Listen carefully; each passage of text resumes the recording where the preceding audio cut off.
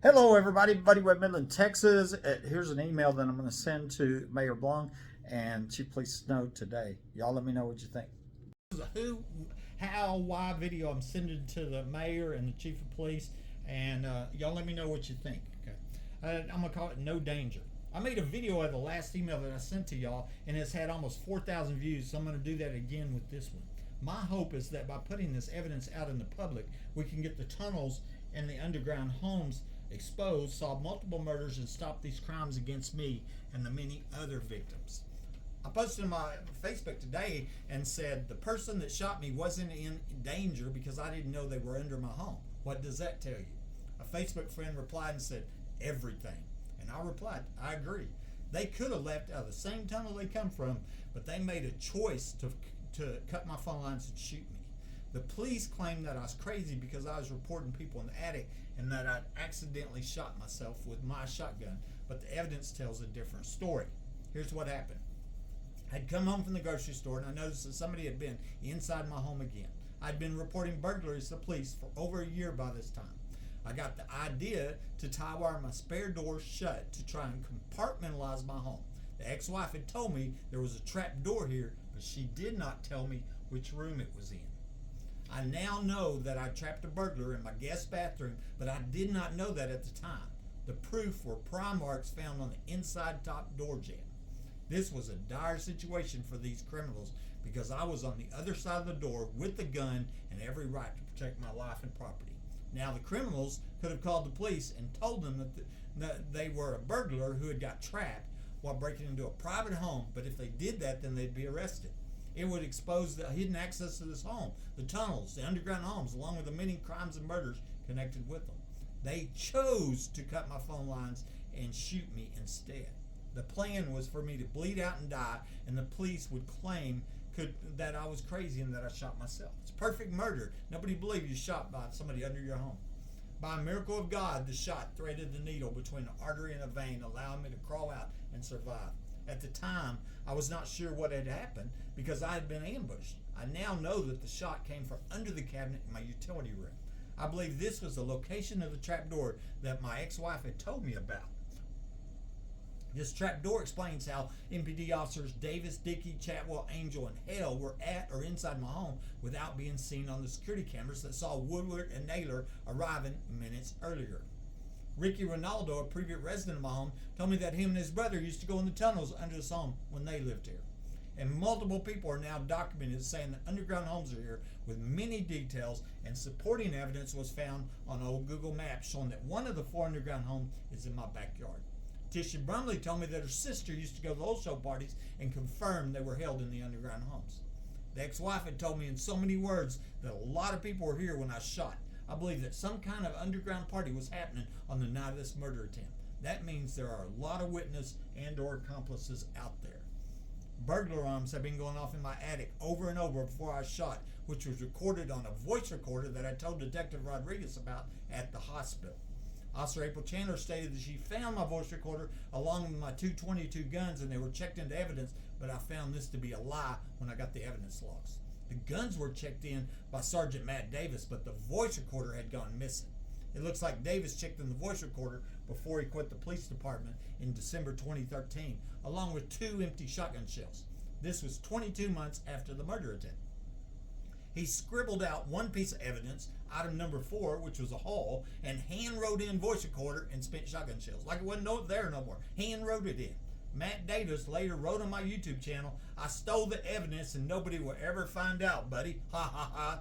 I pulled this cabinet out when I returned from the hospital and I found concrete there, which I assume was poured during the 10 days I was in the hospital. Sergeant Matt Davis had the keys to my home during this time. There was not enough physical room for me to be shot with this 4-foot-long shotgun, which is probably why Detective Rosie Rodriguez made up the tripwire lie. She claimed on the police reports and testified at the protective order hearing that I had rigged my shotgun with the tripwire. The problem with her lie is there's no tripwire listed in the evidence, and she was the only police officer that said anything about a tripwire. CSI Marty Barrett stated in his report that he had picked up my shotgun from my house, and he didn't mention a tripwire. Barrett checked in my shotgun as evidence along with the 4 live shells in my gun, but he did not check in an empty shell. That's important.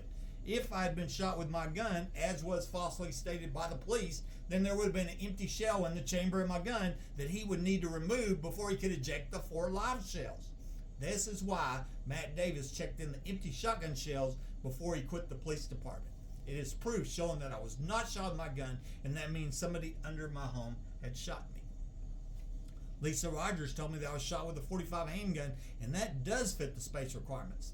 It's unknown how she knows this, but I wondered if one of her sons were under my home that night. I also found evidence showing that the size of pellets removed from my foot were 2.5 sizes different than the size of pellets that were in my gun. This explained why the secret police had stolen my spare shotgun shells from my closet. I found one shell in my closet that the police had overlooked and not stolen. And now I've documented more than 50 other homeowners reporting people in the attic, more than a dozen in Midland. That's important since I was reporting burglar alarms going off in my attic before I was shot. So why did they shoot me? The obvious motive for murder would be the secret $1 million underground home in the backyard, which would be my property. Just a few weeks earlier, the ex-wife had told me the secret is that a group of doctors are killing people for profit. What she did not tell me until after I was shot was that her brother-in-law was a doctor and come to find out he was my doctor on the night that I was shot. He was there when those x-rays were faked. I was a problem for these criminals since I was reporting crimes to the police, and I was trying to stop the crimes on my own. I had tear gassed my attic a few weeks earlier. That would mess up their parties and the many other people in the attic crimes going on nationwide. I believe that the trap burglar was a part of the reason. An hour after I was shot, MPD officer April Chandler wrote on a form, "Due to paranoia, Mr. Webb caused himself to be shot." She was trying to shift the blame from these criminals that had broken into my home and shot me when I was the crime victim and under a home invasion. I now believe that landman attorney Matt Hyman was electrocuted in my hallway 2 weeks earlier, and I believe that Detective Rosie Rodriguez knows about it. At the hospital, I was telling her about tie wiring my spare door shut, and she got angry and said, "Did you put electricity on it?" This out-of-place question told me that she knew I'd put electricity in my bedroom doorknob 2 weeks earlier when I believed that Matt Hyman was killed. It makes sense that Matt's friends saw him got electrocuted, and instead of calling 911 to save his life, they let him die and then tried to blame me when they were breaking into my home. Two of Matt's friends, Brian Hillman and Chris Mertz, have threatened me and smeared my name online multiple times. Arthur Welch, the former boyfriend of the ex-wife, posted on Facebook he overheard her planning my murder with her police friends to steal life insurance. The ex-wife had taken my life insurance books from my home when we separated a few weeks earlier, and they showed that if her lifelong friend, Detective Rosie Rodriguez, would rule my murder an accident, then this would add $250,000 and 2 years annual pay to the rest of the assets. The biggest prize was my special home with the underground home in the backyard. Otherwise, she's going to get nothing. She called me after we left divorce court and asked if I changed the beneficiaries over yet. I had, but I wondered if I had not, if I would have died that day by accident. So who shot me? That's still unknown, but some of my top suspects are these people. Former Martin County Sheriff John Woodward was seen arriving at my home with the spotlight on at 11:01 p.m., 19 minutes after I called out and left. He was not dispatched, and his name was not on the police report. Maybe he had been under my home and shot me. Former Midland Sergeant Matt Davis was listed on the police report as being at my home at 11:03 p.m., and he was not seen arriving on security cameras that saw Woodward. That told me he was under my home and come in from the trapdoor entrance. Most likely he used the Home Depot tunnel. I suspect that he let out the trap burglar who he was working with. MPD officer Rosie Rodriguez climbed in my truck at the 7-Eleven after I shot and then said she was not there. April Chandler stated in the police reports that she had climbed in my truck. They both lied about this. I also have a picture which I believe shows them planting my stolen cell phone behind my nightstand. My phone was stolen and my home phone lines were disconnected before I was shot. This was premeditated, cold-blooded murder. In December 2013, Eric Perez was wanted for capital attempted murder, but after he was arrested, those charges disappeared. I recently made a video about this. And Heather O'Donnell from Hobbs, New Mexico, told me that her former boyfriend, Donnie Cobb, and his friend had shot somebody in Midland. I've wondered if it was me they had shot. It could have been one of these people or somebody else, but I'm absolutely convinced that the 11 former secret police know who shot me. This should not be hard to figure out once we have a legitimate police investigation. Buddy Webb. Y'all let me know what you think.